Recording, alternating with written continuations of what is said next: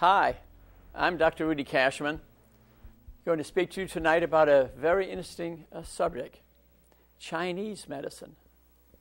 Very interesting. Why would myself, a neurosurgeon for 40 years, be interested in this subject? I tell you the reason why. About 75% of the patients that I've looked at over the years, and that many physicians examine to this day, I think in all specialties, really,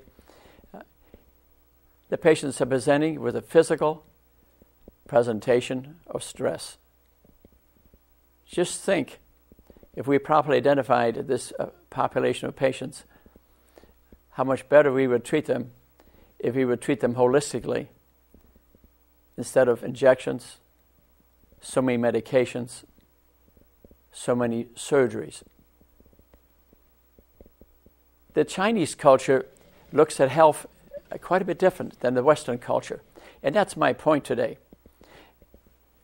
I've published articles and I've published some books which might interest you. I'll talk about them a little bit at the end of this lecture. I even formed, to your right and my left here, is the Mind-Body Index, in which are listed the most common illnesses caused by stress, the mind. These illnesses could be treated holistically, but that's not what I look at most of the time. These patients are receiving too many medications, too many injections. I think a number even receive surgery. The Chinese look at medicine differently than we do. All Asians really do. You've heard of Ayurveda medicine. The way the Indian population looks at it is totally different.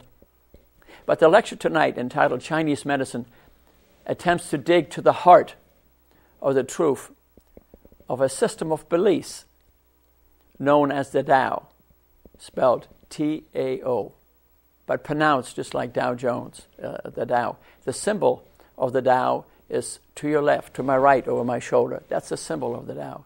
It's almost a symbol of infinity.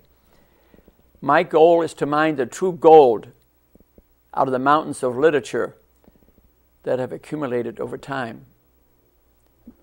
Mao Zedong probably only ever said one good thing, and that was in 1920 outlawed Chinese natural medicine and brought in Western medicine. After about 20 years of that, he found out it's too expensive, didn't heal a lot of people, and he brought back traditional Chinese medicine, but did keep a great deal of Western medicine, which is very good. A lot of Western medicine is excellent. The 25% of the people we treat, they need high scientific medicine. And then he said, you in the West should adopt some of our Eastern medicine. And I think he is correct. So let's go on with the lecture. We're dealing in different worlds between West and East. It's a dramatic difference how they look at it. We look at it with medications, with injections, with surgery.